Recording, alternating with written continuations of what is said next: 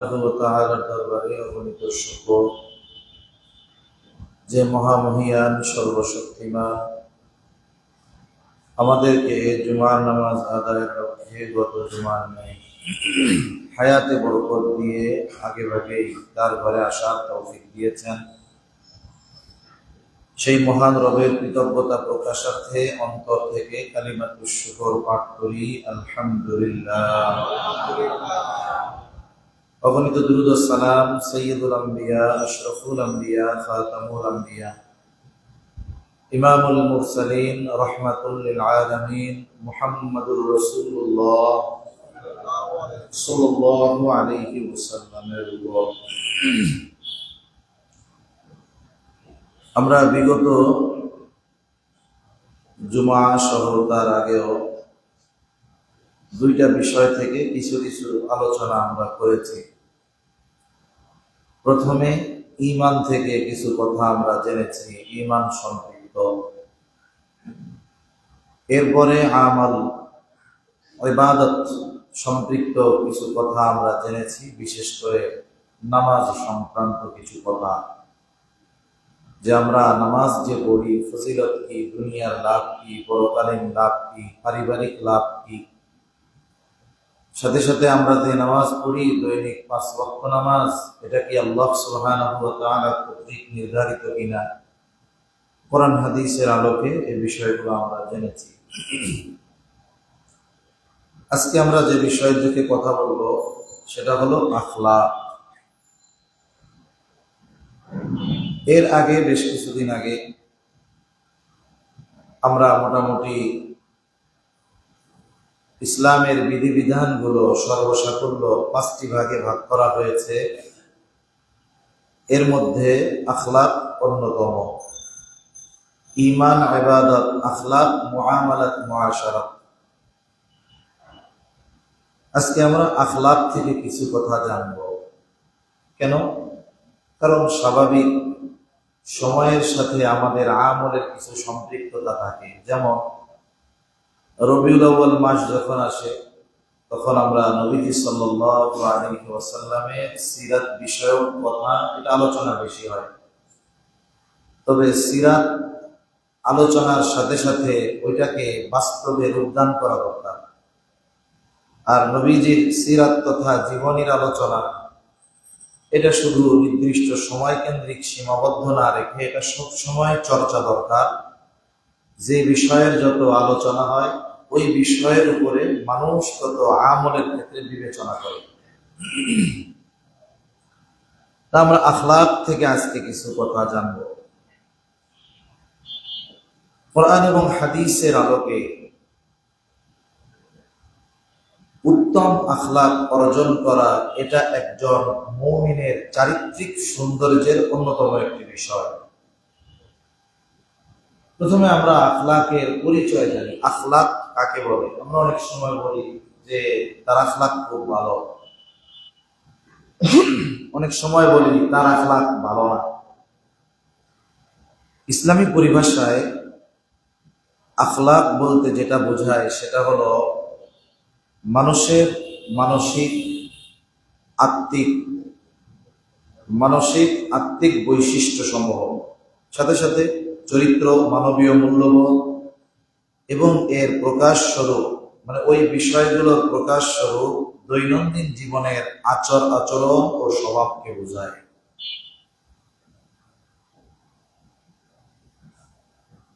আখলাক এটা আরবি একটি শব্দ, খুলুকুন শব্দের বহু বচন। আর আখলাককে প্রথমত দুইটি ভাগে ভাগ করা যায়। যেহেতু মানুষের স্বভাব চরিত্র ভালোও থাকে মন্দও থাকে, মানুষের আখলাক ভালোও থাকে মন্দও থাকে, সেজন্য একটাকে বলা হয় আখলাকে হামিদা, প্রশংসনীয় চরিত্র। যেমন সৎ মানবিক গুণাবলী যার মধ্যে আছে, যেমন আমানতদারিতা, ধৈর্য, দয়া, নম্রতা, ক্ষমা সহ বিভিন্ন ভালো গুণ যার মধ্যে আছে, তার আখলাকটা হলো আখলাকে হামিদা। আর একটা হলো আখলাকে জামিমা, নিন্দনীয় আখলাক, যেমন অসৎ ও ক্ষতিকারক যে বিষয়গুলো, এগুলো মিথ্যাচার, অহংকার, হিংসা, গীবত, পরনিন্দা, এই ধরনের যত বিষয় আছে এগুলো হলো আখলাকে জামিমা, নিন্দনীয় আখলাক, নিন্দনীয় চরিত্র। অবশ্যই আমরা সবাই চাই যে আমাদের আখলাকে হামিদা হোক, প্রশংসনীয় চরিত্র আমরা সকলে যেন অর্জন করতে পারি, এটা আমাদের সবার চাওয়া। ইসলামী শরীয়তের পরিভাষায় মানুষের অভ্যন্তরীণ সৎ মনস্তত্ব এবং বাহ্যিক আচার আচরণের সুন্দর ও মার্জিত সমন্বয়কে উত্তম আখলাক বলা হয়। এই উত্তম আখলাক অর্জনের মাধ্যমেই মূলত একজন মানুষ প্রকৃত ভালো মানুষে পরিণত হয়। একজন মানুষ ভালো কিনা এটা তার বংশ পরিচয়, শিক্ষা যোগ্যতা, বংশ কৌলিন্য, চেহারা এটার উপরে নির্ভর করে না। একটা মানুষ প্রকৃতপক্ষে ভালো মানুষ কিনা এটা নির্ভর করে তার আখলাক, আচার আচরণ এটা কেমন। উত্তম আখলাকের যে গুরুত্ব, রাসূল আকরাম সাল্লাল্লাহু আলাইহি ওয়াসাল্লামের নবুয়তি মিশনের অন্যতম একটি বিষয় হলো এই আখলাক, উত্তম আখলাক। এটা নবুয়তের অন্যতম একটি মিশন। তাই এটা শুধু সামাজিক শিষ্টাচারের মধ্যেই সীমাবদ্ধ বিষয়টা এমন নয়, বরং এই আখলাককে সুপ্রতিষ্ঠিত করার জন্য, উত্তম আখলাককে ছড়িয়ে দেওয়ার জন্য রাসূল আকরাম সাল্লাল্লাহু আলাইহি ওয়াসাল্লামের আগমনের যত কারণ, অন্যতম একটি কারণ হলো এটা। আর রাসূল আকরাম সাল্লাল্লাহু আলাইহি ওয়াসাল্লামের এই আখলাকি সৌন্দর্য, প্রশংসনীয় এই আখলাক চরিত্র, এটা যে নবুয়াতির পরে অর্জিত হয়েছে বিষয়টা এমন নয়। এটা নবুয়াতির আগেই আল্লাহ তাআলা আমার আপনার নবীকে ওই চরিত্রের দ্বারা সুসজ্জিত করেছিলেন, যার কারণে নবুয়াতির বহু আগে কাফেররা আমার আপনার নবীজির উপাধি দিয়েছে আল আমিন, আস-সাদিক। আর আল্লাহ সুবহানাহু ওয়া তাআলা আমার আপনার নবীজির চারিত্রিক এই সৌন্দর্যের সত্যায়ন কুরআনুল কারীমের বিভিন্ন জায়গায় করেছেন। যেমন এক জায়গায় আল্লাহ তাআলা বলেন, ওয়া ইন্নাকা লাআলা খুলুকিন আযীম, নিশ্চয়ই আপনি মহান চরিত্রের উপরে প্রতিষ্ঠিত। আর এই চরিত্র নবীজি সাল্লাল্লাহু আলাইহি ওয়াসাল্লামের নবুয়তের আগেও ছিল। সাথে সাথে এই যে নবুয়তি মিশনের গুরুত্বপূর্ণ একটি বিষয় উত্তম আখলাক, এটার ঘোষণা নবীজি সাল্লাল্লাহু আলাইহি ওয়াসাল্লাম নিজে দিয়েছেন। নবীজি সাল্লাল্লাহু আলাইহি ওয়াসাল্লাম বলেন, ইন্নামা বুইসতু লিউতাম্মিমা মাকারিমাল আখলাক। আরেক বর্ণনা, ইন্নামা বুইসতু লিউতাম্মিমা সালিহাল আখলাক। নবীজি বলেন সাল্লাল্লাহু আলাইহি ওয়াসাল্লাম, আমাকে তো কেবল উত্তম চরিত্রের পূর্ণতা প্রদানে প্রেরণ করা হয়েছে। তাহলে নবীজি আগমনের, নবীজি সাল্লাল্লাহু আলাইহি ওয়াসাল্লামকে প্রেরণের যতগুলো বিষয় আছে এর মধ্যে মূল একটি বিষয় হলো যে এই উত্তম আখলাক প্রতিষ্ঠিত করা, আর এটা আমার আপনার নবীজির মাধ্যমেই পরিপূর্ণতা লাভ করেছে। সুবহানাল্লাহ। উত্তম আখলাক না থাকলে একটা মানুষ যে দিনদার, নামাজি, ভালো মানুষ, এটা প্রকৃতপক্ষে প্রকাশিত হয় না। একজন মানুষ তাহাজ্জুদ পড়ে, মনে করেন তাহাজ্জুদ পড়ে, আওয়াবিন ইশরাক পড়ে, কিন্তু মানুষের সাথে খারাপ ব্যবহার করে, আমরা ওই মানুষটাকে ভালো মানুষ বলি না। সামনে যা বলি অগোচরে তার ব্যাপারে আমাদের নেগেটিভ ধারণা থাকে। একজন মানুষ কোরআন তিলাওয়াত করে, অনেক ইবাদত করে, আবার বাজারের মধ্যে বকাঝকাও দেয়, এই মানুষটা আবেদ হইতে পারে, কিন্তু প্রকৃত আখলাকি সৌন্দর্য সে অর্জন করতে পারে না। তাই দিনদারিত্বের সঠিক সৌন্দর্য প্রকাশিত হয় মানুষের আখলাকের মাধ্যমে, উত্তম চরিত্রের মাধ্যমে। তাই রাসূল সাল্লাল্লাহু আলাইহি ওয়াসাল্লাম দেখুন, প্রকৃত মুসলমান হওয়ার ক্ষেত্রে আখলাকের বিষয়টাকে প্রায়োরিটি দিয়েছেন, অগ্রাধিকার দিয়েছেন। আর আমরাও এরকম যে আমরা আমাদের ইবাদত, নামাজ, রোজা, হজ, যাকাত, অন্যান্য ইবাদত গুলাকে যতটা গুরুত্ব দেই, আমাকে যে আমার চারিত্রিক সৌন্দর্য অর্জন করা দরকার, আখলাকে হামিদা অর্জন করা দরকার, এই ব্যাপারটাতে আমরা ওইরকম গুরুত্ব দিই না। নিজেদের ব্যাপারেও দিই না, আমাদের পরিবারের মানুষের ব্যাপারেও দিই না। আমি আমার সন্তানকে ভালো রেজাল্ট করানোর ব্যাপারে যতটা আগ্রহী থাকি, সে গোল্ডেন এ প্লাস পাক, সে ঢাকা ইউনিভার্সিটিতে চান্স পাক, সে ঢাকা মেডিকেলে চান্স পাক, তার ক্যারিয়ারের বিষয়ে আমি আপনি যতটা গুরুত্ব দেই, পরিশ্রম করি, সময় দেই, ব্যয় করি, একজন ভালো মানুষ হিসাবে গড়ে তোলার জন্য আমার পরিবারের মানুষদের যা করা দরকার এটা আমরা করি না। আমাদের কাছে দুনিয়াবি আসবাব, দুনিয়াবি পদ পদবি, চাকরি, এগুলোর যতটা গুরুত্ব, ওই রকম গুরুত্ব আখলাকের ব্যাপারে আমাদের নাই। অথচ আল্লাহ রাসূল সাল্লাল্লাহু আলাইহি ওয়াসাল্লাম প্রকৃত মুসলমান হওয়ার ক্ষেত্রে একজন প্রকৃত মুসলিমের আচরণকে প্রাধান্য দিয়েছেন। তাই নবীজি সাল্লাল্লাহু আলাইহি ওয়াসাল্লাম এক হাদিসের মধ্যে বলেন, আল মুসলিমু মান সালিমাল মুসলিমুনা মিন লিসানিহি ওয়া ইয়াদিহি। নবীজি সাল্লাল্লাহু আলাইহি ওয়াসাল্লাম বলেন, প্রকৃত মুসলমান হলো সে যার জবান এবং হাতের অনিষ্ট থেকে অপর মুসলমান নিরাপদ থাকে। তাহলে কি হলো? আমি ইবাদত করে আবেদ হলাম, তাহাজ্জুদ পড়লাম, কোরআন তিলাওয়াত করলাম, কিন্তু আমি আরেক মুসলমানের সাথে খারাপ আচরণ করার মাধ্যমে আমি আবেদ হইলাম ঠিক, কিন্তু প্রকৃত মুসলমান হতে পারলাম না। আর আল্লাহ তাআলার নির্দেশ, ওয়ালা তামুতুন্না ইল্লা ওয়া আনতুম মুসলিমুন, তোমরা মুসলমান না হয়ে মৃত্যুবরণ করিও না।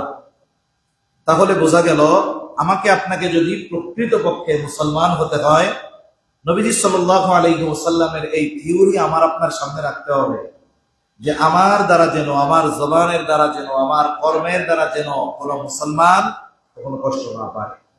আর এই বিষয়টা উত্তম আখলাকের অধিকারী যারা তাদের মধ্যে থাকে, তাদের হয়তো ইবাদত কম হয়, কিন্তু আর এক মুসলমান তার কথার দ্বারা, তার কর্মের দ্বারা, হাতের দ্বারা, কোনো কিছুর দ্বারা আর এক মুসলমান কষ্ট পায় না। তাই নবুয়তি মিশনের অন্যতম একটি বিষয় হলো এই উত্তম আখলাকি সৌন্দর্য অর্জন করানো আমাদের। এখন আসেন এটার গুরুত্বটা জানি। যেহেতু নবুয়তি মিশনের অন্যতম বিষয়, এটা তো অবশ্যই গুরুত্বপূর্ণ বিষয়। আখলাকের বিষয়টা আমার বলার কারণও আছে একটা, কারণ এরপরে আমরা যে বিষয়গুলো নিয়ে জানবো, ধারাবাহিক এই 5টা বিষয় থেকে নিয়ে আস্তে আস্তে আমরা আলোচনা করব। এরপরে মুআমালাত মুআশারাতের বিষয় আছে, লেনদেন সংক্রান্ত বিষয় আছে, পারস্পরিক সম্পর্কজনিত বিষয় আছে। মুআমালাত মুআশারাত ওই ব্যক্তিরাই ঠিকভাবে আদায় করে যাদের আখলাকে হামিদা হয়, সুন্দর আখলাক হয়, উত্তম আখলাক হয়। উত্তম আখলাকওয়ালা লোক ব্যতীত মুআমালাত মুআশারাত মানে পারস্পরিক সম্পর্ক বিষয়জনিত বিষয়গুলো, আত্মীয় সম্পর্কজনিত বিষয়গুলো, লেনদেন সংক্রান্ত বিষয়গুলো স্বচ্ছ থাকে না, যার আখলাকের মধ্যে ওই সৌন্দর্য নাই। তাই আমাদের সকলকে উত্তম আখলাকওয়ালা হওয়া দরকার। কোরআন এবং হাদিসের মধ্যে অজস্র ফজিলতের সুসংবাদ আছে, যাদের আখলাক সুন্দর তাদের জন্য। আল্লাহর সন্তুষ্টি ও ভালোবাসা লাভ করা যায় যদি আমরা আমাদের চারিত্রিক সৌন্দর্য অর্জন করতে পারি। যেমন এক আয়াতে আল্লাহ সুবহানাহু ওয়া তাআলা বলেন যে মানুষগুলো রাগকে সংবরণ করতে পারে, ক্রোধ কন্ট্রোল করতে পারে। আমরা অনেক সময় ভাবি যার রাগ যত বেশি সে তত পাওয়ারফুল ব্যক্তি, এমনটা নয়। হাদিসের মধ্যে আসছে, নবীজি সাল্লাল্লাহু আলাইহি ওয়াসাল্লাম বলেছেন, প্রকৃত বীর কে? প্রকৃত বীর হলো সে যে রাগের সময় নিজেকে নিয়ন্ত্রণ করতে পারে, কন্ট্রোল করতে পারে। একজনের কথায় আমার রাগ এসেছে, একজনের আচরণে আমার রাগ হইতেছে, কিন্তু আমি ওইটাকে নিয়ন্ত্রণ করে ফেললাম। অথবা এমন কিছু হচ্ছে, কেউ আমাকে কিছু বলতেছে, যে আমার খুব রাগ আসতেছে, কাজটা দেখে রাগ আসতেছে, আমি রাগটাকে কন্ট্রোল করে জবাব দিলাম, সেটা ভিন্ন কথা। কিন্তু আমি যদি রাগকে নিয়ন্ত্রণ করতে পারি, আমরা যদি রাগকে নিয়ন্ত্রণ করতে পারি, তাহলে আমরা প্রকৃত বীর। আল্লাহ রাসূল সাল্লাল্লাহু আলাইহি ওয়াসাল্লাম তাই বলেছেন যে প্রকৃত বীর হলো সে যে রাগের সময়, ক্রোধের সময় নিজেকে নিয়ন্ত্রণ করতে পারে, এগুলো প্রকৃত বীর। আঘাত করতে যে শক্তি লাগে তার চাইতে রাগ সংবরণ করতে, ক্রোধ নিয়ন্ত্রণ করতে শক্তি আরো বেশি লাগে। তাহলে বোঝা গেল কি, শক্তি যার বেশি সে তো বড় বীর। তা যে ব্যক্তি রাগ সংবরণ করে সাথে সাথে মানুষকে ক্ষমা করে দিতে পারে, রাস্তায় হাঁটতেছি একজনের ধাক্কা লেগে গেছে, রাগ তো হবে স্বাভাবিক। এখন আমার ক্ষমতা আছে, আমি তাকে দুইটা ঠুসঠাস মেরে দিলাম, আমি মনে করতেছি আমি কত পাওয়ারফুল ব্যক্তি। কিন্তু আমি যদি রাগটাকে সংবরণ করে, নিয়ন্ত্রণ করে তাকে যদি মাফ করে দিতে পারি, তাহলে আল্লাহ সুবহানাহু ওয়া তাআলা আমাকে আপনাকে ভালোবাসে। সুবহানাল্লাহ বলে। দুনিয়ার মানুষের ভালোবাসা পাওয়ার জন্য কতজন কত কিছু করে, দুনিয়ার নেতার ভালোবাসা পাওয়ার জন্য কর্মী কত কিছু করে, প্রেমিক প্রেমিকার ভালোবাসা পাওয়ার জন্য কত কিছু করে। আমরা সেই মহান সত্তার ভালোবাসা পাবো যদি আমরা রাগ সংবরণ করতে পারি এবং ক্ষমা করতে পারি। তবে হ্যাঁ, দ্বীনের ব্যাপারে হলে বিষয়টা তো ভিন্ন। একজন আমার রাসূলকে গালি দিবে, একজন আল্লাহর ব্যাপারে গালি দিবে, দ্বীনের ব্যাপারে উল্টাপাল্টা বলবে, আর ওই টাইমে একজন রাগ হয়ে যদি উত্তর দিতে চায়, সে যদি ওয়াজ করে, ভাই রাগ হইছে না, এখন নিয়ন্ত্রণ করেন, তাইলে আপনি প্রকৃত বীর, নবীজি বলছে। অত সেই নবীজিকে গালি দেওয়ার সময় এই ওয়াজ চলবে না, এটা বুঝতে হবে আমাকে। স্বাভাবিকভাবে দ্বীনি ব্যাপারে আমাদের রাগ তেমন হয় না। কয়জন মানুষ আছে যে নবীজিকে গালি দেওয়ার পরে তার মধ্যে ওই পরিমাণ ক্রোধ জাগ্রত হয়, যেই পরিমাণ ক্রোধ তার বাবাকে গালি দিলে জাগ্রত হয়? কম মানুষ আছে। কয়জন মানুষ আছে যে তার নেতাকে বকা দিলে তার যেই পরিমাণ রাগ হয়, আল্লাহ আল্লাহর রসুলকে নিয়ে কেউ যদি কটূক্তি করে ওই পরিমাণ রাগ তার হয়? এরকম মানুষের সংখ্যা খুব কম। দ্বীনি ব্যাপারে আমাদের রাগ হয় না, আমাদের রাগ অধিকাংশ হয় দুনিয়াবি ব্যাপারে। দুনিয়াবি ব্যাপারে যদি রাগ আসে, তাহলে ওই রাগ সংবরণ করে যদি আমার সাথে কোনো অন্যায় কিছু ঘটে ক্ষমা করে যদি দিতে পারি, তাহলে আল্লাহ তাআলার পক্ষ থেকে সুসংবাদ। এই কথা আল্লাহ তাআলা বলেন। আল্লাহ বলেন, ওয়াল কাযিমিনাল গায়যা ওয়াল আফিনা আনিন নাস ওয়াল্লাহু ইউহিব্বুল মুহসিনিন।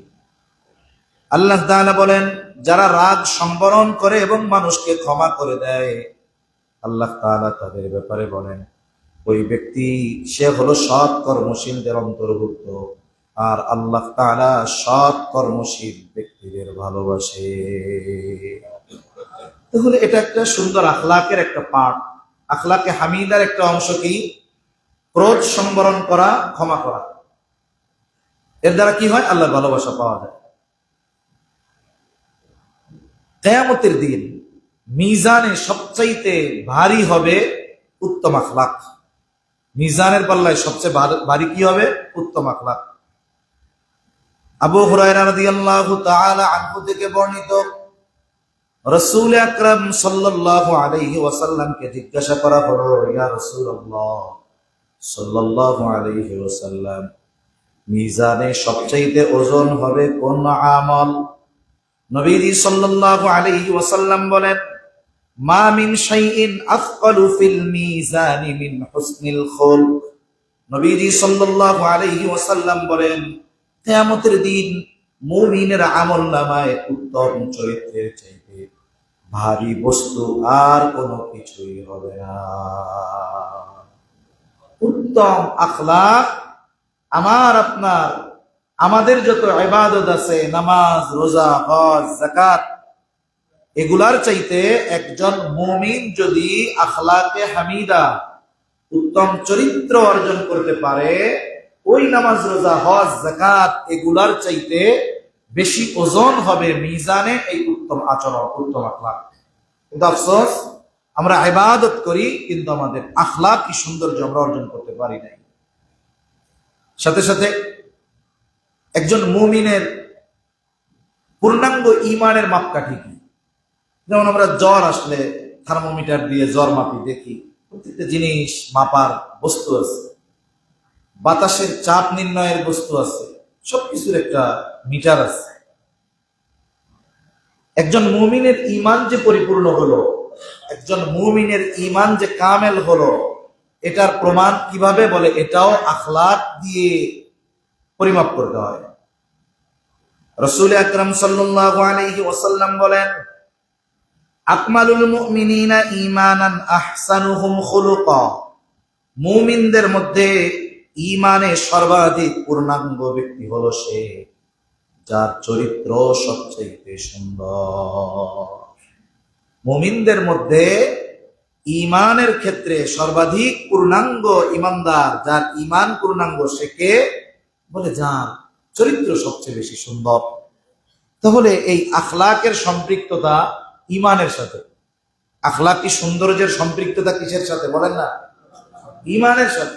এজন্যই শুরুতে বললাম যে একজন মুমিনের সৌন্দর্যের অন্যতম বিষয় হলো তার আখলাক, তার চেহারা না, তার বংশ না, তার সম্পদ নয়, বরং তার আচার আচরণ, অ্যাটিটিউড যেটারে আমরা বলি, এটা তার ঈমানের সাথে সম্পৃক্ত একটি বিষয়, আখিরাতে নাজাতের বিষয়। কারণ এই উত্তম আখলাকওয়ালা মুমিনের আমলে যদি কোনো কমতিও হয়, তার উত্তম আখলাক, এই উত্তম চরিত্র মিজানে সবচেয়ে বেশি ভারী হবে। সুবহানাল্লাহ।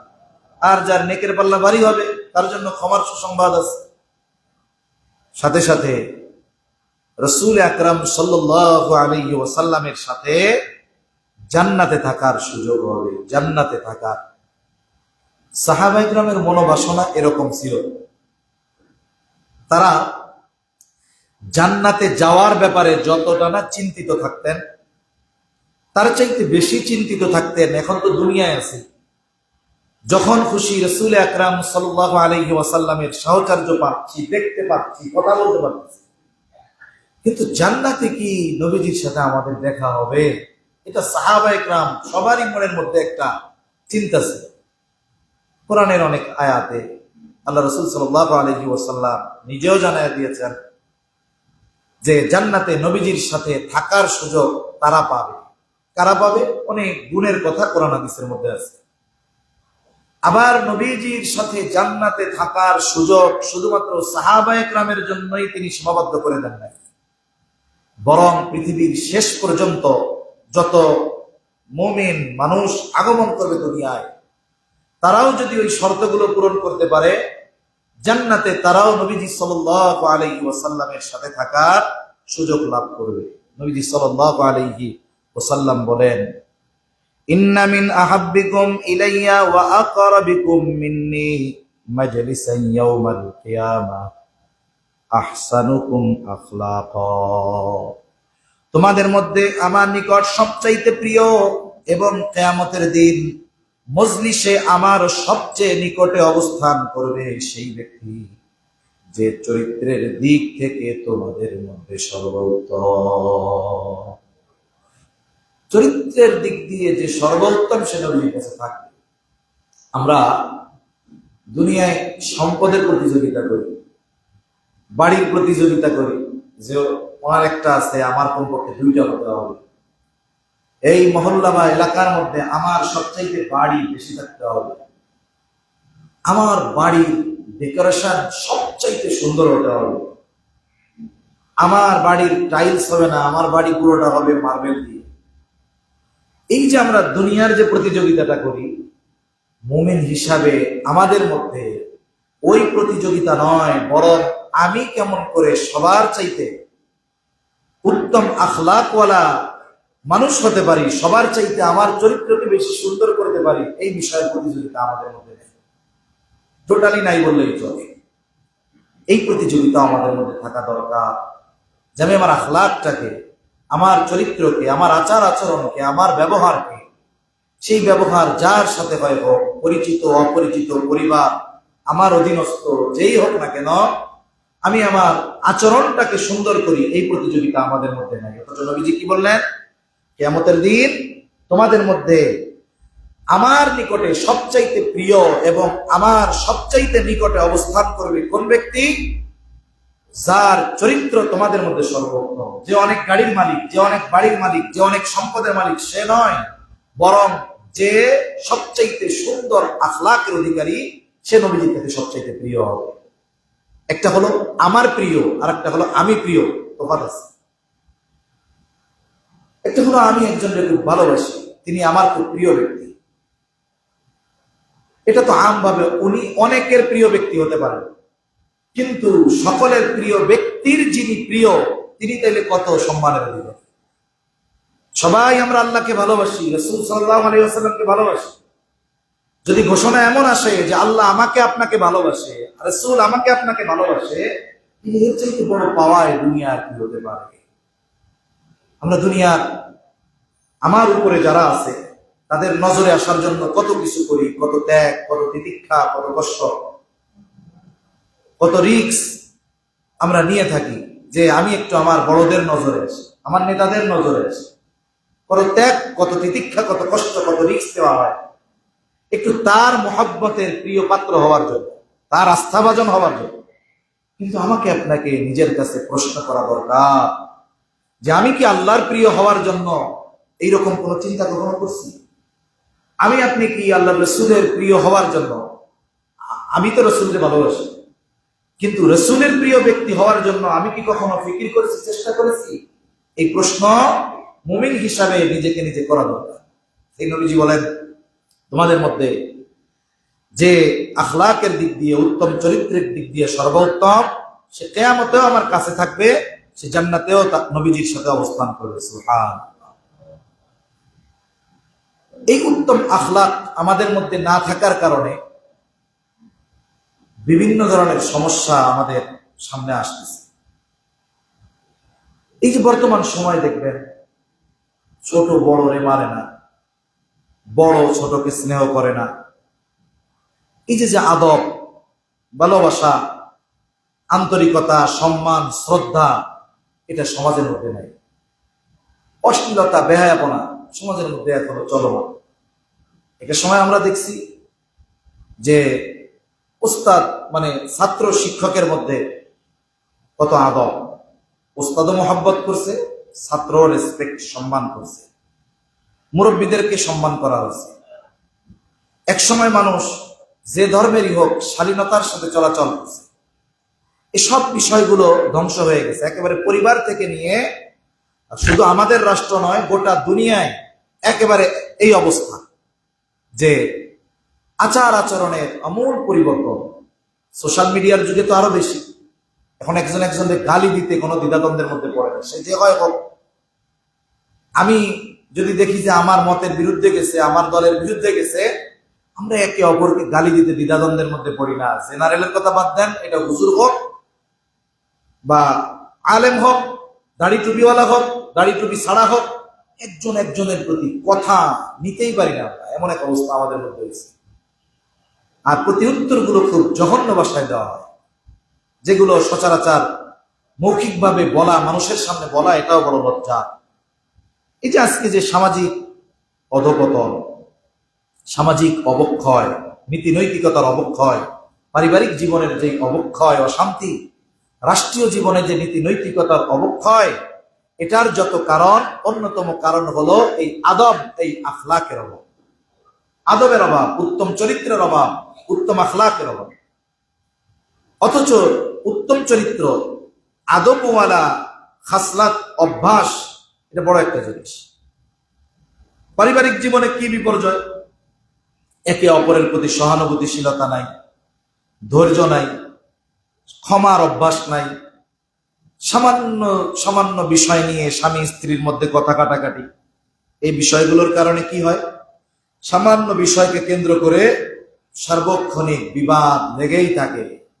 একটা সময় বিবাহ বিচ্ছেদ হয়ে যায়, তুচ্ছ কারণে বিবাহ বিচ্ছেদ। সন্তান, ছোট ছোট সন্তান, স্বামী স্ত্রী দুইজনের মধ্যে যখন বিবাহ বিচ্ছেদ হয়, উনি তো আরেকজন নতুন স্বামী পাবে, উনি হয়তো আরেকজন নতুন স্ত্রী পাবে। মধ্য থেকে এই সন্তানটার জীবন পুরো ধ্বংস হয়ে যায়। অবস্থা কি? গ্রামের ভাষায় বললে হয়, পাটা পুতার গুতাগুতি, পেঁয়াজ রসুনের অবস্থা খারাপ। একেবারে জীবনটা স্ম্যাশ হয়ে যায়, হত্যার মতো হয়ে যায় ওই বাচ্চাটা, তুচ্ছ কারণ থেকে হয়। এজন্য পারিবারিক জীবনে আখলাকি জিন্দেগি দরকার। রাসূল আকরাম সাল্লাল্লাহু আলাইহি ওয়াসাল্লামের পারিবারিক জীবন, আয়েশা সিদ্দিকা রাদিয়াল্লাহু তাআলা আনহা বলেন যে নবীজি সাল্লাল্লাহু আলাইহি ওয়াসাল্লাম আমাদের কোন স্ত্রী বা কোন খাদেমকে কখনো প্রহার করেন নাই। কোন স্ত্রী কোন খাদেমকে কখনো কি করেন নাই? প্রহার করেন নাই। কটূক্তিমূলক কথা বলেন নাই, বকা দেন নাই, এমন এক জীবন আমার আপনার নবীজি অতিবাহিত করেছে। এজন্য পারিবারিক জীবনে আমাদের উত্তম আখলাকের অধিকারী হওয়া দরকার। কেন? পরিবারের মধ্যে এটা বাস্তব, ওই আচরণটাই বাস্তবে একটা সময় ফুটে ওঠে, যেই আচরণটা আমার থেকে প্রকাশিত হয়। অনেক সময় আমরা অনেক অভিভাবক হতাশ হই, এটা আমারও চিন্তা আসে, অনেকেরও চিন্তা আসে, যে আমরা চিন্তা করি আমার সন্তানদের সাথে ভালো আচরণ, কিন্তু সন্তান উল্টাপাল্টা করে, ওই বাহির থেকে একটা দুইটা বকা শিখে এসে বলে, এটা তার সাময়িক, কিন্তু তার জীবনে একটা সময় ওই আচরণটাই বদ্ধমূল হবে, যেই আচরণটা সে ছোট থেকে মা বাবার মধ্যে দেখে দেখে বড় হয়েছে। এখন যেই স্বামী তার স্ত্রীরে বকা দেয়, যেই স্ত্রী রুটি বানানো ওই বেলন নিয়ে স্বামীরে পিটাইতে আসে, বলেন তো ওই পরিবারে ওই বাচ্চাগুলোর আখলাক আচার আচরণ কেমন হবে? এজন্য আমরাও যদি পারিবারিকভাবে শান্তি চাই, আমাদের আচার আচরণ আখলাকের মধ্যে আখলাকে হামিদা এটাকে আনায়ন করতে হবে। এই যে দেখুন, উত্তম আখলাকের অভাবে মাতা পিতার সাথে অসৎ আচরণ। যেই মার পেটে থাকলাম, যেই মার দুধ খেয়ে বড় হইলাম, যখন কিচ্ছু খাওয়ার আমার আপনার উপায় ছিল না, কত কষ্ট, বাবা কত কষ্ট করে সম্পদ উপার্জন করলেন, আমাদের চাহিদা পূরণ করলেন, এত ত্যাগ আমাদের জন্য, অথচ জীবনের একটি সময় ওই মা বাবা সন্তানের কাছে অবহেলার পাত্র হয়ে যায়। কেন হয়? বলে এখানে উত্তম আখলাকের অভাব। তাই পারিবারিক জীবনে যদি আখলাক না থাকে, উত্তম চরিত্র যদি, ক্যারেক্টার যদি উত্তম না হয়, কোনো না কোনো একটা সময় পারিবারিক যে চেন এটা ভেঙে পড়বে, এটা বিধ্বস্ত হয়ে যাবে। সাথে সাথে কি হবে? আমাদের আচরণগুলো আগামী প্রজন্ম সন্তানের উপরে প্রভাব বিস্তার করবে। কেন? কারণ হলো প্রত্যেকটা পরিবার হলো একটা শিশুর নৈতিকতা শিক্ষার প্রাথমিক কেন্দ্র। আমরা মনে করি বাচ্চারে 6 বছর স্কুলে দিয়েছি, ওখান থেকে শিখবে না। 6 বছরের আগে আমাদের বাচ্চারা এখন অনেক কিছু শিখে যায়। 6 বছর হওয়া লাগে না, এখন আমাদের বাচ্চারা যা শিখে এটা আমরা কল্পনাও করতে পারি। তাহলে পরিবার হলো একটা শিশুর নৈতিক শিক্ষার প্রাথমিক কেন্দ্র। পিতামাতা অথবা ওই পরিবারের যারা আছে বড়রা, তাদের মধ্যে যদি অসৎ আচরণ থাকে, মিথ্যাচার থাকে, গীবত থাকে, ঝগড়াঝাটি থাকে, শিশু ছোটবেলা থেকে সেটা দেখতে দেখতে দেখতে ওটাকে সে গ্রহণ করে নেয়, এটা তার সাথে মিশে যায়, এটাই পরবর্তীতে তার মধ্যে প্রকাশিত হয়, ফুটে ওঠে। এখন আমরা শিশুদের শেখাবো কিভাবে? আমরা অনেক সময় মনে করি যে শিশুদেরকে ওই লাঠি হাতে নিয়ে শেখাতে হয়, এটা সম্ভব নয়। শিশুদের শেখানোটা ধারাবাহিকতার সাথে শুধু শেখাইতে হয়। ওর থেকে আমি যদি 4 বছর বয়সে ফিডব্যাক আশা করি, ফলাফল আশা করি, হবে না। ও যেটা করার করবে, কিন্তু আমাকে পজিটিভটা শেখাইতে থাকতেই হবে। জীবনের একটা সময় এটাই সে প্রকাশ করবে, যেটা আমি বারবার তাকে করেছি অথবা আদরের সাথে তাকে বলেছি। তাই রাসূল আকরাম সাল্লাল্লাহু আলাইহি ওয়াসাল্লাম জানিয়ে দেন।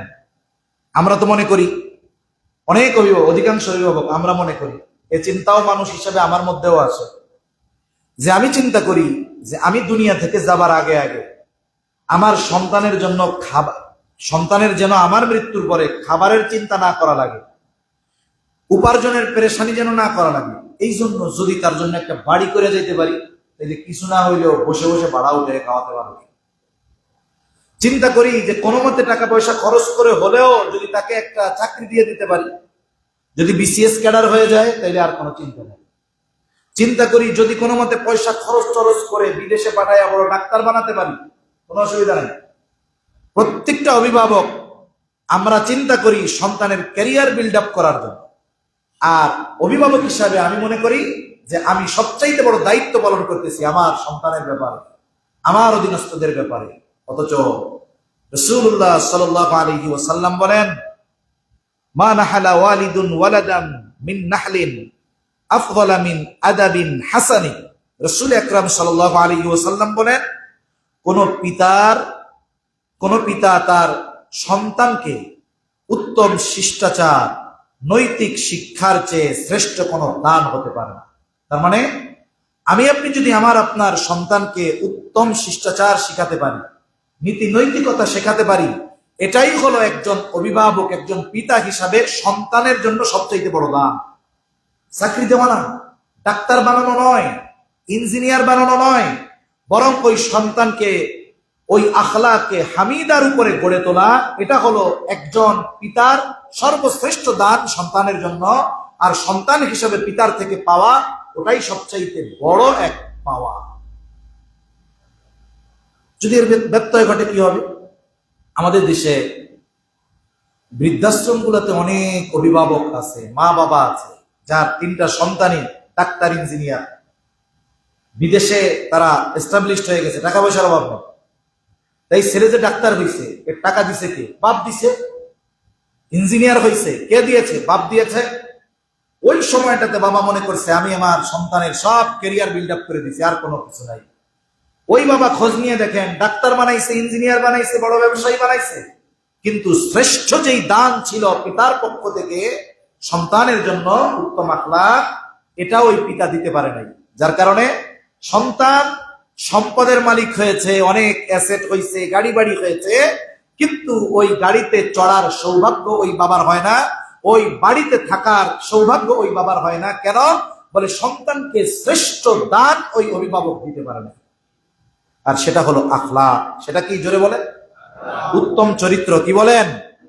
মনে রাখবেন, আপনার ছেলে পড়াশোনায় ভালো করতেছে, মেয়ে পড়াশোনায় ভালো করতেছে, এটা ভালো, আখলাক যদি উত্তম না হয়, আপনার জন্য অটোমেটিক 8 নম্বর বিপদ সংকেত বেজে আছে। আপনার জন্য অটোমেটিক 8 নম্বর বিপদ সংকেত বেজে আছে। তাই সন্তানের শ্রেষ্ঠ দান সম্পদ নয়, পিতা হিসাবে সন্তানকে পিতার পক্ষ থেকে শ্রেষ্ঠ দান হলো এই নীতি নৈতিকতার শিক্ষা। আল্লাহ আমাদের বুঝবার তৌফিক দান করে। এখন যদি সামাজিকভাবে আখলাক নষ্ট হয়ে যায়, সামাজিক বিপর্যয় ঘটে, সমাজ বসবাসের অনুপযুক্ত হয়ে যায়, ওইখানে বড়দের কোনো সম্মান থাকে না, মানি লোকের মান থাকে না, সম্মানী লোকের সম্মান থাকে না, সমাজের যেই সৌন্দর্য এটা নষ্ট হয়ে যায়। সততা আমানতদারিতা যদি হারিয়ে যায়, সমাজে পারস্পরিক যে আস্থা বিশ্বাস এটা নষ্ট হয়ে যায়। আবার দেখেন, ব্যবসা বাণিজ্যের ক্ষেত্রে যদি আমানতদারিতা নষ্ট হয়ে যায়, তাহলে পণ্যে ভেজাল, ওজনে কম, ওয়াদা খেলাফ, এই ধরনের বিষয় যখন আসে, তখন সামগ্রিকভাবে ওই সমাজে অশান্তি বিরাজ করে, এটা স্বাভাবিক বিষয়। সাথে সাথে কি হয়? অন্যায়, সহিংসতার বিস্তার ঘটে, অপরাধ এটা অ্যাভেলেবেল হয়ে যায়।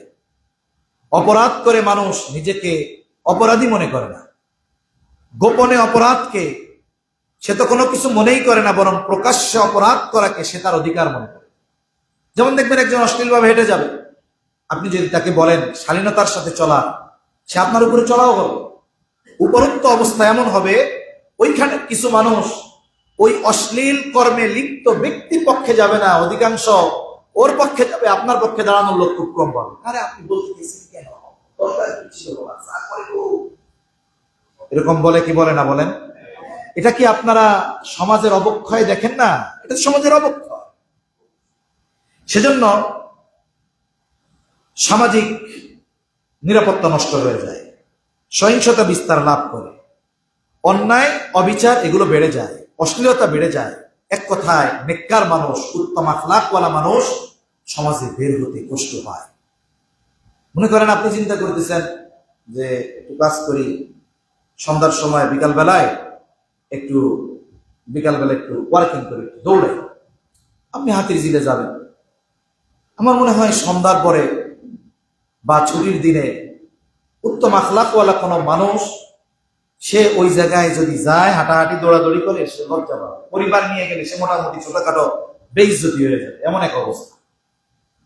এই যে অবস্থাটা দেখুন, এরকম অবস্থা যদি সব জায়গায় চলতে থাকে, তাহলে একটা সময় ভালো মানুষের দুনিয়াটা কেমন যেন সংকুচিত হয়ে যাবে। এজন্য আখলাকের ব্যাপারে সব জায়গায় গুরুত্ব দেওয়া দরকার। বিশেষ করে আমাদের প্রাতিষ্ঠানিক স্কুল বলেন, কলেজ বলেন, মাদ্রাসা বলেন, সব জায়গায় উত্তম আখলাকের ব্যাপারে গুরুত্ব দেওয়া দরকার। তাহলে উত্তম আখলাক যদি না থাকে, পারিবারিক অশান্তি হবে। উত্তম আখলাক যদি না থাকে, রাষ্ট্রীয়ভাবে সামাজিকভাবে অশান্তি, বিশৃঙ্খলা, সহিংসতা এগুলো হবে, এটা স্বাভাবিক। এখন এই উত্তম আখলাক আমরা অর্জন করবো কিভাবে? এই উত্তম আখলাক অর্জন করার সিস্টেমটা কি, পদ্ধতিটা কি? উত্তম আখলাক অর্জনের মূল চাবিকাঠি হলো রাসূল আকরাম সাল্লাল্লাহু আলাইহি ওয়াসাল্লামের জীবন আদর্শ।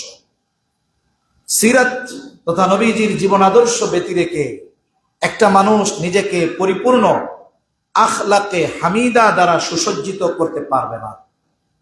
রাসূল আকরাম সাল্লাল্লাহু আলাইহি ওয়াসাল্লামের এই সিরাতের মাধ্যমেই উত্তম আখলাক অর্জন সম্ভব, এটা ব্যতি রেখে সম্ভব নয়। কেন? কারণ আল্লাহ সুবহানাহু ওয়া তাআলা পবিত্র কোরআনুল কারীমের সূরা আহজাবের 21 নম্বর আয়াতে সিরাতুন নবীকে, রাসূল সাল্লাল্লাহু আলাইহি ওয়াসাল্লামের সিরাতকে মানুষের জন্য একমাত্র আদর্শ হিসাবে আল্লাহ তাআলা ঘোষণা দিয়েছেন। আল্লাহ নির্ধারণ করেছে যে উত্তম মানুষ হতে চাও, তোমার জন্য একমাত্র আইডল অনুসরণীয় ব্যক্তি হলো মুহাম্মদুর রাসূলুল্লাহ সাল্লাল্লাহু আলাইহি ওয়াসাল্লাম। আল্লাহ তাআলা বলেন, লাকাদ কানা লাকুম ফি রাসূলিল্লাহি উসওয়াতুন হাসানাহ, নিশ্চয়ই তোমাদের জন্য আল্লাহর রাসূলের মধ্যে রয়েছে উত্তম আদর্শ। কেন? আমার আপনার নবীজির আদর্শ হলো এমন এক আদর্শ, আয়েশা সিদ্দিকা রাদিয়াল্লাহু তাআলা আনহাকে রাসূল আকরাম সাল্লাল্লাহু আলাইহি ওয়াসাল্লামের চরিত্রের ব্যাপারে জিজ্ঞাসা করা হয়েছিল। তখন তিনি প্রশ্নের জবাবে একটি বাক্য বলেছিলেন, কানা খুলুকুহুল কোরআন, কোরআনই ছিল আমার আপনার নবীজির চরিত্র। আয়েশা সিদ্দিকা রাদিয়াল্লাহু তাআলা আনহা আর হাদিসের মধ্যে আসছে, যখন জিজ্ঞাসা করছে নবীজির চরিত্রের ব্যাপারে কিছু বলুন, নবীজি সাল্লাল্লাহু আলাইহি ওয়াসাল্লাম তখন বললেন, তোমরা কি কোরআন পড়ো না? বলে হ্যাঁ পড়েছি। তখন তিনি বললেন, কানা খুলুকুহুল কোরআন, কোরআনই ছিল তার চরিত্র। সুবহানাল্লাহ। আর এক হাদিসে আসছে এই কথা বলে তিনি সূরা মুমিনুন 18 পারার কদ আফলাহাল মুমিনুন এই সূরার 11 আয়াত পর্যন্ত তিনি তিলাওয়াত করে বললেন, এটাই হলো নবী সাল্লাল্লাহু আলাইহি ওয়াসাল্লামের চরিত্র। সুবহানাল্লাহ। এটা কেন বললেন? এটা বলার কারণ হলো সমগ্র কোরআনের মধ্যে সমস্ত নৈতিক শিক্ষা এগুলো সব রয়েছে। আর আদেশ নিষেধ বা যত ধরনের শিক্ষা আছে এর বাস্তব এবং জীবন্ত রূপ হলো মুহাম্মদুর রাসূলুল্লাহ সাল্লাল্লাহু আলাইহি ওয়াসাল্লাম। তাই কোরআনে সব আছে, আর এর জীবন্ত বাস্তব নমুনা হলো মুহাম্মদুর রাসূলুল্লাহ সাল্লাল্লাহু আলাইহি ওয়াসাল্লাম। প্রত্যেকটা ক্ষেত্রে আল্লাহর আদেশ এগুলোকে নবীজি সাল্লাল্লাহু আলাইহি ওয়াসাল্লাম প্র্যাকটিক্যাল ভাবে আমাদেরকে শিখাইয়া দিয়েছেন। নবীজি সাল্লাল্লাহু আলাইহি ওয়াসাল্লামের এই যে উত্তম আখলাক, এর উপমা তো অনেক অনেক ঘটনা বলা যাবে, একটা দুইটা আমরা একটু শুনি। নবীজি সাল্লাল্লাহু আলাইহি ওয়াসাল্লাম যখন মক্কার কাফেররা নবীজি সাল্লাল্লাহু আলাইহি ওয়াসাল্লামের দাওয়াতে তেমন সাড়া দেয় না, তখন নবীজি সাল্লাল্লাহু আলাইহি ওয়াসাল্লাম চলে গেলেন তায়েফ, যেই জায়গায় নবীজি সাল্লাল্লাহু আলাইহি ওয়াসাল্লামের শৈশবের গুরুত্বপূর্ণ একটি অংশ অতিবাহিত হয়েছে, দুধমা হালিমাতুস সাদিয়ার ঘরে। ওইখানে তিনি গেলেন দাওয়াত দেওয়ার জন্য। রাসূল সাল্লাল্লাহু আলাইহি ওয়াসাল্লাম তায়েফবাসীকে দাওয়াত দিলেন। ওই জায়গায়ও কাফেররা, মক্কার যারা নেতৃত্ব স্থানীয় ছিল, তাদের বিভিন্ন ধরনের ফলের বাগান ছিল তায়েফ। মক্কা এটা পাথুরে এক জমিন, এইখানে কোনো কিছু উৎপাদিত হয় না, পাথর কি হবে। আর তায়েফ এটা খুব সুন্দর একটা জায়গা, ওইখানে একেবারে এনভায়রনমেন্ট খুব সুন্দর, আবহাওয়া খুব সুন্দর। মক্কার আবহাওয়া একরকম, ওই জায়গার আবহাওয়া আর একরকম, খুব আরামদায়ক। ওই জায়গার মাটি খুব উর্বর, খুব সুন্দর ফল হয়, শাকসবজি সব হয়। ওইখানে কাফেরদের বাগান ছিল, উতবা সাহেবাইদের বাগান ছিল। নবীজি গেছেন, ওরা তখন ওই তায়েফবাসীকে বলছে, পাগল, কথায় কান দিও না। নবী সাল্লাল্লাহু আলাইহি ওয়াসাল্লাম তাদেরকে দাওয়াত দিচ্ছে, বলো লা ইলাহা ইল্লাল্লাহ, তাহলে তোমরা সফল হয়ে যাবে। আর ওরা পাথর নিয়ে নবী সাল্লাল্লাহু আলাইহি ওয়াসাল্লামকে আঘাত করতেছে। রাসূল আকরাম সাল্লাল্লাহু আলাইহি ওয়াসাল্লামের পবিত্র শরীরে পাথরের আঘাতে ফেটে ক্ষত হয়ে রক্ত বের হওয়া শুরু হয়েছে। স্বাভাবিক, একটু রক্ত বের হলে অনেক সময় অনেকে দুর্বল হয়ে যায়, নার্ভাস হয়ে যায়। দীর্ঘ সময় রক্ত অতিবাহিত হয়েছে। পরন্ত বিকেলে নবীজি সাল্লাল্লাহু আলাইহি ওয়াসাল্লাম একটা জায়গায় বিশ্রাম নিয়েছে, বসতে ক্লান্ত দেহ, রক্ত গা দিয়ে বের হয়ে জুতার মধ্যে গেছে, রক্ত শুকিয়ে জুতা পায়ের সাথে আটকে গেছে। ওই সময় জিবরাইল আলাইহিস সালাম আসছেন, আরো একজন নতুন ফেরেশতা নবীজি সাল্লাল্লাহু আলাইহি ওয়াসাল্লামের কাছে আসছে। যাই হোক, লম্বা হাদিস।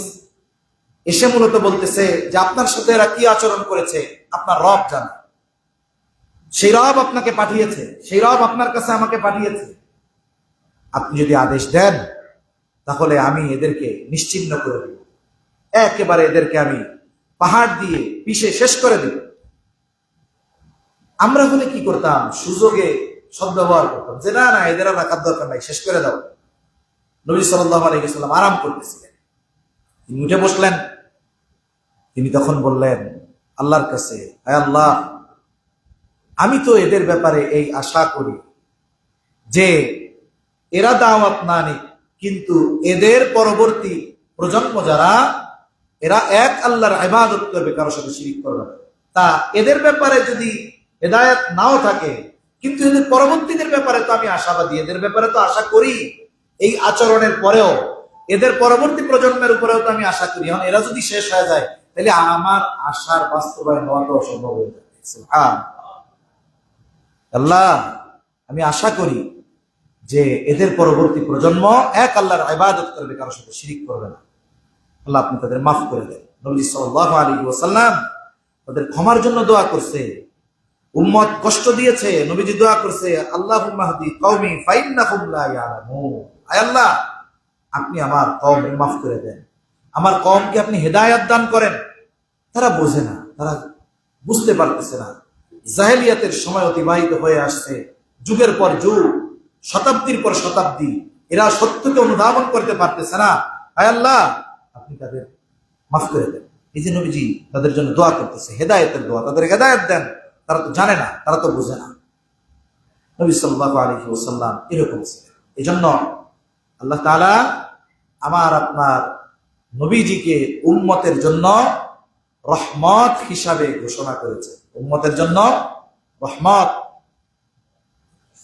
এরপরে দেখুন কাছের মানুষের সাথে নবীজির আচরণ কেমন ছিল। নবীজি সাল্লাল্লাহু আলাইহি ওয়াসাল্লামের খাদেম ছিল হযরত আনাস রাদিয়াল্লাহু তাআলা। দীর্ঘ 10 বছর নবীজির খেদমতে ছিলেন তিনি, 10 বছর। এই 10টা বছর হযরত আনাস রাদিয়াল্লাহু তাআলা আনহু বলেন, সহিহ বুখারীর হাদিস, যে আমি 10 বছর নবী সাল্লাল্লাহু আলাইহি ওয়াসাল্লামের খেদমত করেছি, তিনি কখনো আমাকে উফ শব্দটাও বলেন। বিরক্তি প্রকাশের একেবারে সবচেয়ে ছোট শব্দ হলো উফ। এটা অনেক সময় আমরা একা একাও বলি, একজন উল্টাপাল্টা কাজ হচ্ছে, পরে কিছু বলতে পারতেছি না, নিজে বিরক্তি হয়ে কি বলি। নবী সাল্লাল্লাহু আলাইহি ওয়াসাল্লাম 10 বছরে কখনো উফ শব্দটা বলেন নাই, এবং এই কথা কখনো বলেন নাই যে তুমি এটা কেন করেছো অথবা তুমি এটা কেন করো। উনি ছোট ছিলেন। নবী সাল্লাল্লাহু আলাইহি ওয়াসাল্লাম কাছের মানুষদেরকে কি মহব্বত করতেন। হযরত যায়েদ রাদিয়াল্লাহু তাআলা আনহু যখন খাদিজা রাদিয়াল্লাহু তাআলা আনহার গোলাম ছিলেন, ছোট, হারাই গেছেন এক বাজারে গিয়ে, ওইখান থেকে ওনার গোলাম বানায় বিক্রি করে দেওয়া হয়েছে, মা বাবার থেকে দূরে, ছোট মানুষ। নবীজির খেদমতের জন্য খাদিজা রাদিয়াল্লাহু তাআলা আনহা যায়েদ রাদিয়াল্লাহু তাআলা আনহুকে নবীজির কাছে দিয়ে দিয়েছে, যে উনি ও আপনার খেদমত করবে, কাজ বাজ কিছু লাগলে, কোনো জায়গায় পাঠানোর জন্য লাগলে পাঠাবে। একটা সময় যায়েদের মা বাবা জানতে পারছে যে ওনার সন্তান অমুক জায়গা অমুকের কাছে আছে। মা বাবা আসছে নিয়ে যাওয়ার জন্য।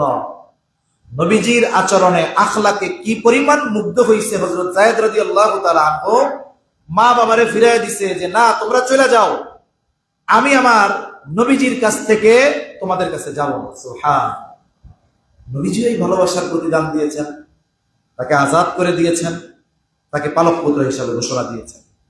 তো সম্মানিত উপস্থিতি, আমাদের এই ধরনের আচরণ আনায়ন করা দরকার। এজন্য নবীজির সিরাত পাঠ করা দরকার, ওই আলোকে জীবন পরিচালনা করা দরকার। এখন আসেন, উত্তম আখলাক যদি অর্জন করতে পারি, দুনিয়ার কল্যাণ কি আছে, আখিরাতের কল্যাণ কি আছে। সামগ্রিকভাবে দুনিয়ার প্রথম কল্যাণ হলো পারিবারিক ও সামাজিক শান্তি প্রতিষ্ঠিত হবে। কিছু শান্তি অস্ত্র দিয়ে প্রতিষ্ঠা করা যায় না, কিছু শান্তি আখলাকের দ্বারা অর্জিত হয়, কিছু শান্তি আখলাকের দ্বারা অর্জিত হয়। তাহলে আখলাক যদি ভালো হয়, পারিবারিক সহনশীলতা বৃদ্ধি পাবে, সামাজিক মর্যাদা, ভালোবাসা, এটা পারস্পরিক যখন বাড়বে, তখন সুন্দর একটা পরিবেশ হবে, সুন্দর একটা সমাজ হবে, একের সাথে আরেকের মোহাব্বত, ভালোবাসা বাড়বে। 2 নম্বর, ব্যবসা বাণিজ্য, কর্মক্ষেত্র, সব জায়গাতেই বরকত হয়। কারণ সত্যবাদিতা, আমানতদারিতা যেখানে আছে, ব্যবসায়ী হলে ব্যবসায় বরকত, চাকরিজীবী হলে চাকরিতে বরকত। এক কথায় অর্থনৈতিক জীবনও বরকতময় হয়ে যাবে। পরকালীন কল্যাণ কি আছে, আরো উপকার আছে, সব বলার সময়ও নাই। পরকালীন যেই কল্যাণ, নফল ইবাদতের সমকক্ষ সওয়াব অর্জন করা যায় শুধুমাত্র ভালো অ্যাটিটিউড অর্জন করার মাধ্যমে, ভালো আখলাক অর্জনের মাধ্যমে। রাসূল আকরাম সাল্লাল্লাহু আলাইহি ওয়াসাল্লাম বলেন, ইন্নাল মুমিনা লা ইউদরাকু বিহুসনি খুলুকিন দারাজাতাস সাইমিল কাইম। নবীজি বলেন, নিশ্চয় একজন মুমিন তার উত্তম চরিত্রের মাধ্যমে দিনে রোজা পালনকারী ও রাত জেগে ইবাদতকারী ব্যক্তির মর্যাদা লাভ করতে পারে। একজন ব্যক্তি উত্তম চরিত্র অর্জন যদি করে, তার ফিকির থাকে আমার আখলাকি সৌন্দর্য অর্জন করতে হবে, এবং এই অর্জিত বিষয়টাকে সে বাস্তবে প্রয়োগ করে, তাহলে একজন ব্যক্তি যদি সারাদিন রোজা রাখে, যেই সওয়াব, আর একজন ব্যক্তি যদি রাত্রি জেগে নফল ইবাদত করে, বলে ওই দুইজনের সমকক্ষ সওয়াব এই উত্তম চরিত্রওয়ালা ব্যক্তি লাভ করে। সুবহানাল্লাহ। ভালো আচরণের মাধ্যমে এই ধরনের ইবাদতের সওয়াব পাওয়া যায়। এখন একজন নামাজ পড়লো, নামাজ কবুল নাও হতে পারে, রোজা রাখছে, কবুল নাও হতে পারে, কিন্তু যদি আখলাক সুন্দর করে, তাহলে ওই রোজাদার ও ইবাদতকারীর সমপরিমাণ সওয়াব সে লাভ করবে। সুবহানাল্লাহ। শুধু তাই না, উত্তম আখলাকের অধিকারী ব্যক্তির জন্য জান্নাতের সর্বোচ্চ স্থানের জমিনদার হবেন মুহাম্মদুর রাসূলুল্লাহ সাল্লাল্লাহু আলাইহি ওয়াসাল্লাম। নবীজি সাল্লাল্লাহু আলাইহি ওয়াসাল্লাম বলেন, আনা যাঈমু বিবাইতি ফি আ'লাল জান্নাতি লিমান হাসুনাল খুলুকুহু লিমান হাসুনা খুলুকুহু। নবীজি সাল্লাল্লাহু আলাইহি ওয়াসাল্লাম বলেন, যে ব্যক্তি তার চরিত্রকে সুন্দর করবে, আমি তার জন্য জান্নাতে সুউচ্চ স্থানে একটি প্রাসাদের জমিনদার হয়ে যাব। আনা যাঈমুন, আমি জমিনদার হয়ে যাব। নবী সাল্লাল্লাহু আলাইহি ওয়াসাল্লাম এটার জমিনদার হবে উত্তম আখলাক করার জন্য। অনেক সময় তো লোন তুইলা জামিন রাখেন, আর কয়েকজন বিপদে পড়ছে, যে লোন তুলছে সে ভাগছে, এখন জামিনদারের অবস্থা খারাপ। তা নবীজি সাল্লাল্লাহু আলাইহি ওয়াসাল্লাম উত্তম আখলাক ওয়ালা মানুষের জান্নাতের সুউচ্চ স্থানে প্রাসাদের জামিনদার হয়েছেন, নিজেকে জামিনদার হওয়ার ঘোষণা দিয়েছেন নবীজি সাল্লাল্লাহু আলাইহি ওয়াসাল্লাম। এখন আমরা কিভাবে অর্জন করতে পারি? এটা একটা প্র্যাকটিস দরকার। প্রত্যেকটা জিনিস প্র্যাকটিসের উপরে অর্জিত হয়, চর্চা দরকার। কিভাবে আমরা করতে পারি? যেহেতু সর্বোত্তম আখলাকের অধিকারী আমার আপনার নবী মুহাম্মদুর রাসূলুল্লাহ সাল্লাল্লাহু আলাইহি ওয়াসাল্লাম, রবিউল আউয়াল মাসও আসতেছে, যেহেতু এই সময় এই বিষয়টা আলোচনা বেশি হয়, সেই হিসাবে আমার করা। নাহলে এমন কোনো কিছু না যে এই সময় আলোচনা করতেই হবে, অন্য সময় করা যাবে না, এমন। যেহেতু এই সময়টাতে আমরা বিভিন্ন ধরনের ইভেন্ট দেখি, বিভিন্ন ধরনের আয়োজন থাকে। অনেক জায়গায় দেখবেন দেয়ালে দেয়ালে লেখা আছে 60 দিনের মিলাদ মাহফিল হবে। 60 দিন ধরে কি হবে? শুধু মিলাদ মাহফিল হইতে থাকবে, অন্য কি হবে জানি না।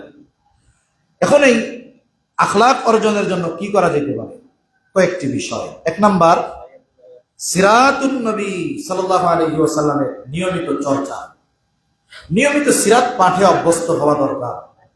এখন বাজারে উল্লেখযোগ্য, গ্রহণযোগ্য, বিশুদ্ধ প্রকাশনী থেকে অনেক বই এমন আছে, 365 দিনের সিরাতের পাঠ এরকম আছে, বা 40 দিনের সিরাত পাঠ, কেমন যে অল্প অল্প বিষয় আপনি প্রতিদিন পড়বেন। প্রতিদিন অল্প অল্প বিষয় পড়লে দেখা গেল রাসূল সাল্লাল্লাহু আলাইহি ওয়াসাল্লামের পারিবারিক জীবন, মক্কি জীবন, মাদানী জীবন, পারিবারিক জীবন, তারপরে যে কোনো ধরনের সব কিছুর বিষয়ে একটা ধারণা চলে আসে। এখন আমি যেটার আমল করব, আগে সেটার জ্ঞান আমাকে অর্জন করতে হবে। এজন্য নিয়মিত সিরাত পাঠ করা, সাথে সাথে ইখলাস ও আল্লাহর সন্তুষ্টির নিয়ত করা, যে আমি এই সিরাত পাঠের মাধ্যমে শুধু যে একজন সিরাতের জাননেওয়ালা হবে এমন নয়, এটাও যেন আল্লাহ তাআলা আমাকে জীবনে বাস্তবায়ন করার তৌফিক দান করে। সাথে সাথে উত্তম চরিত্র অর্জনের জন্য দোয়ার মাধ্যমে আল্লাহ তাআলার কাছে হেদায়েত কামনা করা। নবী সাল্লাল্লাহু আলাইহি ওয়াসাল্লাম দোয়া করছে, আল্লাহুম্মা হদিনি লি আহসানিল আখলাক।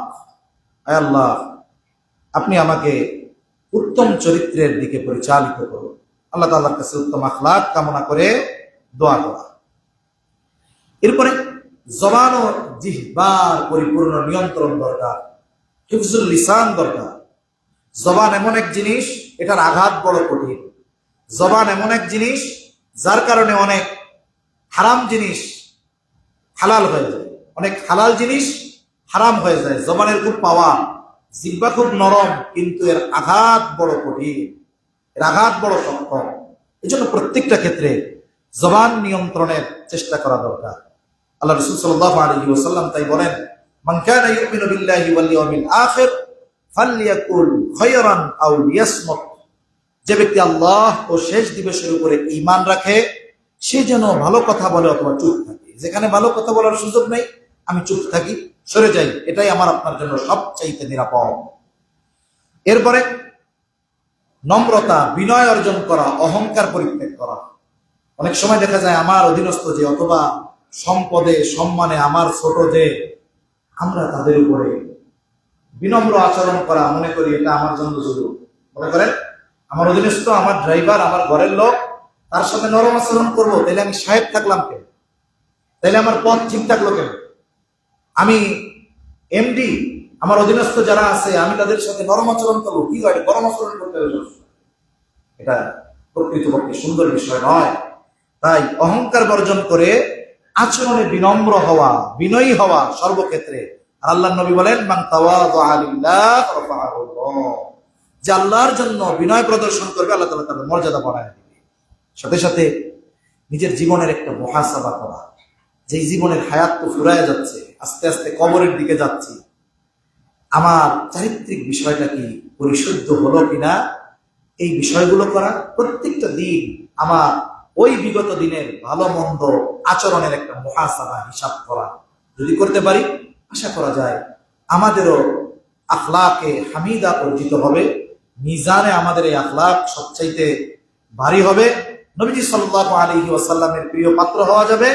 জান্নাতে, কিয়ামতে জান্নাতে নবীজির সাথে থাকা যাবে। আল্লাহ সুবহানাহু ওয়া তাআলা আমাদের সবাইকে আখলাকে হামিদা অর্জনের মেহনত করার তৌফিক আল্লাহ দান করেন। সকলে বলি আমিন। ওয়া আখিরু দাওয়ানা আলহামদুলিল্লাহি রাব্বিল আলামিন। আমরা যারা সুন্নাত পড়বো মেহেরবানি করে আমরা আগের থেকে একটু কাতারটা সোজা করে দাঁড়াই, আর এখনো যারা